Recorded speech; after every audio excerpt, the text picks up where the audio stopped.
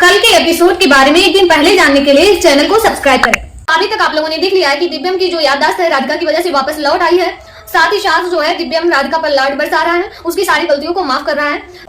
साथ ही साथ आपने ये भी देख लिया कि सुजाता जो है झूले वाला जो प्लान रचती है, जिसमें सुजाता फेल हो जाती है और दिव्यम उल्टा उसको ही डांट लगाता है। और साथ ही साथ आपने ये देख लिया है घर में जो है दिव्यम की नानी प्रवेश कर गई होती है, वो भी सुजाता के कहने से। बट उसकी जब नानी आती है और राधिका पहचान नहीं पाती है और उसे समझ लेती है भिखारी। क्योंकि वो जब आ रही होती है तो उसकी साड़ी में दामन लग जाता है, यानी कि जो सड़क बनता है वो दामन लग जाता है। हालांकि वो थोड़ा सा कम सुनती है, यानी कि ऊंचा सुनती है, जिसकी वजह से रोड बनाने वाले उनको आवाज देते हैं, बट वो नहीं सुन पाती है। यहाँ तक आपने देख लिया है। और वो क्या करती है, वहां पर गिर जाती है और घर पर जाती है, चेहरे में भी पूरा कालिख लगा रहता है। घर पे जाती है, राधिका तो पहली बार नानी को देखती है, उसको पहचान नहीं पाती है। सो वो समझती है कोई भिखारी है, इसको खाना चाहिए, और राधिका जो है उसे खाना देने लगती है। तभी जब खाना लेने जाती है अंदर, तभी नानी अंदर घुस जाती है, सबको ढूंढने लगती है। बाद में सुजाता को ये बात पता चलता है कि तो वो राधिका को बहुत डांट लगाती है। सो यहाँ तक आप लोगों ने देख लिया है। नेक्स्ट कल के एपिसोड में आप देखेंगे कि अब जो सुजाता है और जो नानी है दोनों मिलकर जो है राधिका को सताना स्टार्ट करेंगे, यानी कि दोनों एक बाय एक करके प्लानिंग करेंगे राधिका को घर से निकालने की। क्योंकि सुजाता को ये बात अच्छी नहीं लग रही है कि दिव्या मुझे लाड प्यार कर रहा है।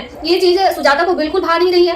सो नेक्स्ट एपिसोड में आप देखेंगे कि राधिका जो है कहती है कि नानी हमें माफ कर दीजिए, हमें नहीं पता था, आपको मैं पहचान नहीं पाई, इसके लिए हमें माफ कर लीजिए और हमें अपना आशीर्वाद दीजिए। फिर नानी कहती है कि आशीर्वाद, तुम्हें आशीर्वाद देने को तो बहुत दूर की बात है, पहले जो गलती तुमने किया है उसका सजा तुम्हें भुगतना पड़ेगा।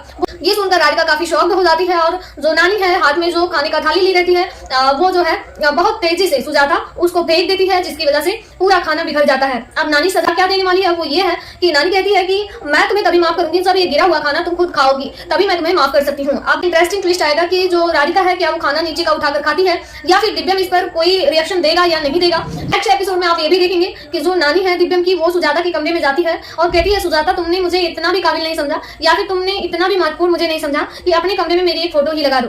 आप सुजाता को बहुत ज्यादा डांटती है तो कहती है सुजाता की है माँ मैंने लगाया था, लेकिन आप जानते हैं कि जो फोटो था नानी का जब मेहमान आने वाले थे, यानी कि नानी आने वाली थी, तभी गलती से ये राधिका से गिर गई होती है। तो सुजाता कहती है माँ मैंने तुम्हारा फोटो लगाया था, बट ये राधिका जो है तुम्हारे फोटो को गिरा दी थी जिससे वह फूट गया है।